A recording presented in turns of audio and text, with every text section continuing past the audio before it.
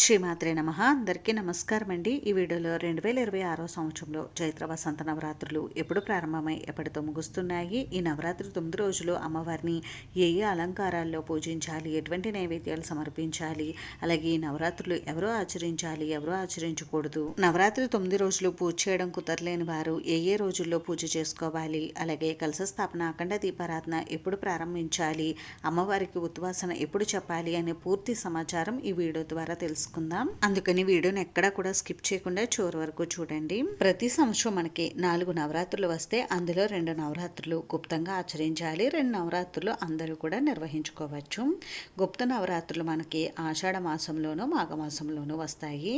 ఆషాఢ మాసంలో వచ్చే నవరాత్రులు వారాహిదేవి నవరాత్రులుగా, ఇంకా మాఘమాసంలో వచ్చేటటువంటి నవరాత్రులు మాఘగుప్త నవరాత్రులు అంటే శ్రీ శ్యామలాదేవి అమ్మవారి నవరాత్రులుగా జరుపుకుంటాము. ఇంకా చైత్ర మాసంలో వచ్చే నవరాత్రులను చైత్ర వసంత నవరాత్రులని, ఆశ్వీజ మాసంలో వచ్చేటటువంటి నవరాత్రులను దేవి శరన్నవరాత్రులని పిలుస్తారు. మాఘగుప్త నవరాత్రులు, ఆషాఢగుప్త నవరాత్రులు ఆచరించకపోయినా ప్రతి ఒక్కరూ కూడా చైత్ర వసంత నవరాత్రులు అలానే ఆశ్వీజ మాసంలో వచ్చే దేవి శరన్నవరాత్రులు తప్పకుండా ఆచరించాలి. ఎందుకని అంటే ఈ సమయంలో యముడి కోరలు బయటకు చొచ్చుకుని ఉంటాయని, అలాగే ఈ సమయంలో కాలంలో మార్పులు కూడా ప్రారంభమవుతాయి, అలాగే ఋతు మార్పులు కూడా జరగడం వలన కాలంలో కూడా అనేకమైనటువంటి మార్పులు జరగడం వలన పిల్లలకు అనారోగ్య సమస్యలు తలెత్తడం, ఇంకా ఎక్కువగా అపమృత్యు గండాలు దోషాలు ఏర్పడడం వలన ప్రాణ నష్టం ఎక్కువగా జరిగే అవకాశం ఉంటుంది. కాబట్టి తప్పకుండా ఈ సమయంలో ఆ జగజ్జనని అయినటువంటి అమ్మవారి పాదాలను ప్రతి ఒక్కరు కూడా ఆశ్రయించాలి. అందుకని తప్పకుండా ప్రతి సంవత్సరంలో వచ్చే ఈ 2 నవరాత్రులకి కూడా అమ్మవారిని ప్రతి ఒక్కరూ కూడా తప్పకుండా పూజించాలి.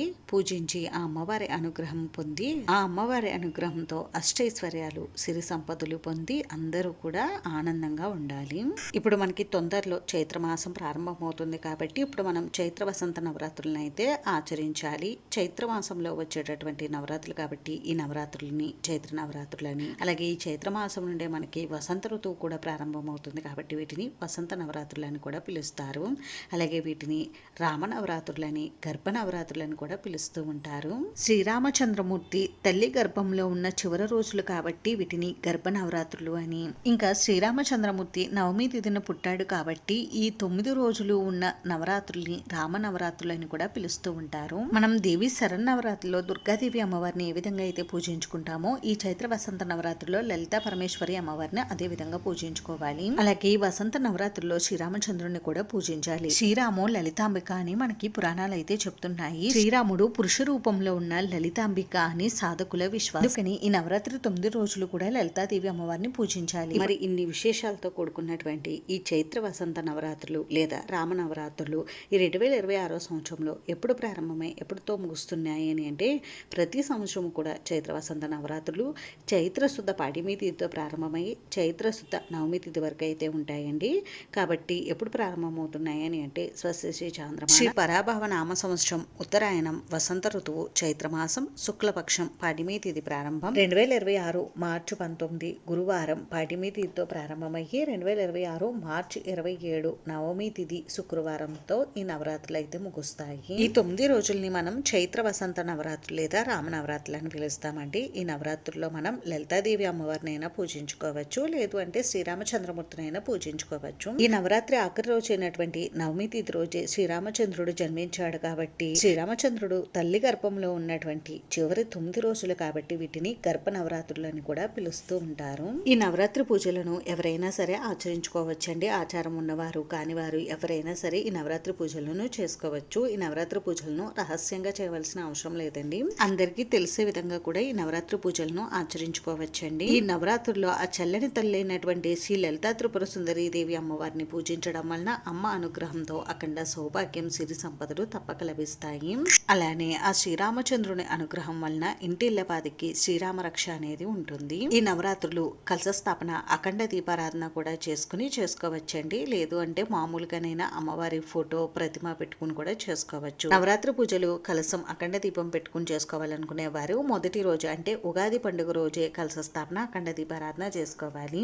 మొదటి రోజు కలశ స్థాపన అఖండ దీపారాధన చేయడానికి శుభ సమయం వచ్చేసి ఉదయం 7:31 నుండి 10 గంటల లోపు మీరు కలశ స్థాపన అఖండ దీపారాధన చేసుకుని అమ్మవారికి శ్రీరామచంద్రుడికి పూజ చేసుకోవచ్చు. ఉదయం వేళల్లో నవరాత్రి పూజలు ఆచరించుకోవడం కుదరదు అనుకునేవారు సాయంత్రం సమయంలోనైనా మీరు స్వామి అమ్మవార్లకు పూజ నిర్వహించుకోవచ్చు. మరి ఈ నవరాత్రి 9 రోజులు మనం అమ్మవారిని ఏ ఏ రూపాల్లో పూజించాలి అని అంటే, మనం అమ్మవారిని ఈ 9 రోజులు కూడా లలితా త్రిపుర సుందరీ దేవి రూపంలోనే పూజించుకోవచ్చండి. లేదు అనుకుంటే నవదుర్గల రూపంలో, దశమహావిద్యల రూపంలో కూడా పూజించుకోవచ్చు.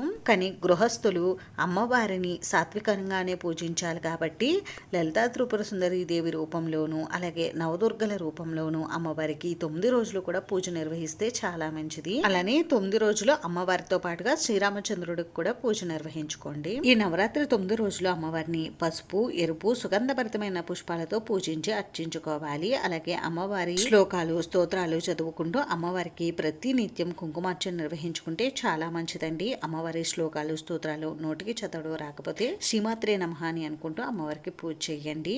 లేదు అంటే ఓం శ్రీ లలితా త్రిపుర సుందరీ దేవి నమః అని అనుకుంటూనైనా మీరు అమ్మవారికి పూజ చేయవచ్చు. ఇంకా ఈ నవరాత్రి 9 రోజులు అమ్మవారికి ప్రత్యేక నైవేద్యాలు నివేదించవచ్చండి. బియ్యంతో చేసినటువంటి ఏ నైవేద్యాలైనా మీరు అమ్మవారికి ఒక్కొక్క రోజు ఒక్కొక్క నైవేద్యం నివేదించండి. ఇలా ప్రత్యేకమైన నైవేద్యాలు ఏవి కూడా మేము చేయలేమనుకుంటే పాలు, బెల్లం ముక్కే అమ్మవారికి నైవేద్యంగా సమర్పించండి. అలాగే ఈ సీజన్లో దొరికేటటువంటి ఫ్రూట్స్ని మీరు అమ్మవారికి నైవేద్యంగా నివేదించవచ్చు. కుదిరిన వారు ఈ నవరాత్రి 9 రోజులు అమ్మవారికి చలిమిడి, వడపప్పు, పానకం నివేదించండి. తర్వాత అది ఇంటిల్లపాది కూడా ప్రతి ఒక్కరూ ప్రసాదంగా స్వీకరించండి. శ్రీరామచంద్రమూర్తికి పూజ చేసిన చలిమిడి, వడపప్పు, పానకం నివేదించండి. అయితే ఈ నవరాత్రి 9 రోజులు అందరికీ పూజ చేసుకోవడం కుదరదు కదండి. అటువంటి వారు మీకు ఈ నవరాత్రి 9 రోజుల్లో ఎన్ని రోజులు పూజ చేసుకోవడం కుదిరితే అన్ని రోజులు స్వామి అమ్మవార్లకు పూజ నిర్వహించుకోండి. అలా కూడా కుదరదు అనుకునేవారు మొదటి రోజైనా ఆఖరి రోజైనా మీరు నవరాత్రి పూజను నిర్వహించుకోవచ్చు. లేదంటే మొదటి 3 రోజులైనా చివరి 3 రోజులైనా పూజ చేసుకోవచ్చండి. లేకపోతే పంచమి తిథి ఉన్న రోజు, అష్టమి, నవమి ఈ తిథుల్లో కూడా మీరు పూజ నిర్వహించుకోవచ్చు. ఇంకా నవరాత్రి 9 రోజులు పూజ పూర్తయిన తర్వాత ఆఖరి రోజు ఉద్వాసన ఎప్పుడు చెప్పాలి అని అంటే, నవరాత్రి పూజ అంటే 9 రోజులు కూడా మనం అమ్మవారికి పూజ నిర్వహించుకోవాలి. అంటే ఉదయం సాయంత్రం కూడా పూజ చేసుకోవాలండి. ఆ రోజు అంతా గడిస్తేనే అది ఒక్క రోజు పూజ కిందకి లెక్క వస్తుంది. కాబట్టి 9వ రోజు నవమి తిథి రోజు అంటే శుక్రవారం శ్రీరామనవమి రోజు కూడా మనం అమ్మవారికి పూజ చేసుకుని దశమి రోజు ఉదయం అంటే మార్చి 28 శనివారం రోజు ఉదయం కానీ సాయంత్రం కానీ అమ్మవారికి ఉద్వాసన చెప్పవచ్చండి. ఉదయం ఉద్వాసన చెప్పాలనుకునేవారు ఉదయం 7:32 నుండి 9 గంటల లోపు అమ్మవారికి పూజ చేసుకుని అమ్మవారి పూజాపీఠాన్ని కదిలించవచ్చండి. సాయంత్రం అమ్మవారికి ఉద్వాసన చెప్పాలనుకునేవారు చీకటి పడకుండా సాయంత్రం 5:30 లోపు మీరు అమ్మవారి పూజాపీఠాన్ని కదిలించవచ్చు. ఇంకా ఈ నవరాత్రి పూజల కోసం పూజా మందిరాన్ని అలాగే ఇంటిని శుభ్రం చేసుకోవాలి అని అంటే తప్పనిసరిగా శుభ్రం చేసుకోవాలండి. ఈ నవరాత్రి పూజలు మనకి ప్రారంభమయ్యే రోజు నుండే మనకి నూతన సంవత్సరం అంటే ఉగాది పండుగ అనేది వస్తుంది. కాబట్టి నూతన పండుగ కోసం అలాగే నవరాత్రి పూజల కోసం ముందుగానే ఇంటిని పూజా మందిరాన్ని అయితే శుభ్రం చేసుకోవాలి. అయితే ఇంటిని పూజా మందిరాన్ని ఎప్పుడు శుభ్రం చేసుకోవాలి అని అంటే, ఉగాది ముందు రోజు మనకి అమావాస్య తిథి అయితే ఉంటుంది. దీనినే మనం కొత్త అమావాస్య అని పిలుస్తాము. ఈ రోజు ముఖ్యంగా గ్రామ దేవతలకు లక్ష్మీ ఆరాధనకు విశిష్టమైన రోజు. కాబట్టి లక్ష్మీ ఆరాధన చేసేవారు, గ్రామ దేవతల్ని పూజించేవారు ఈరోజు ఎట్టి పరిస్థితుల్లో కూడా మనం పూజా మందిరాన్ని శుభ్రం చేసుకోకూడదండి.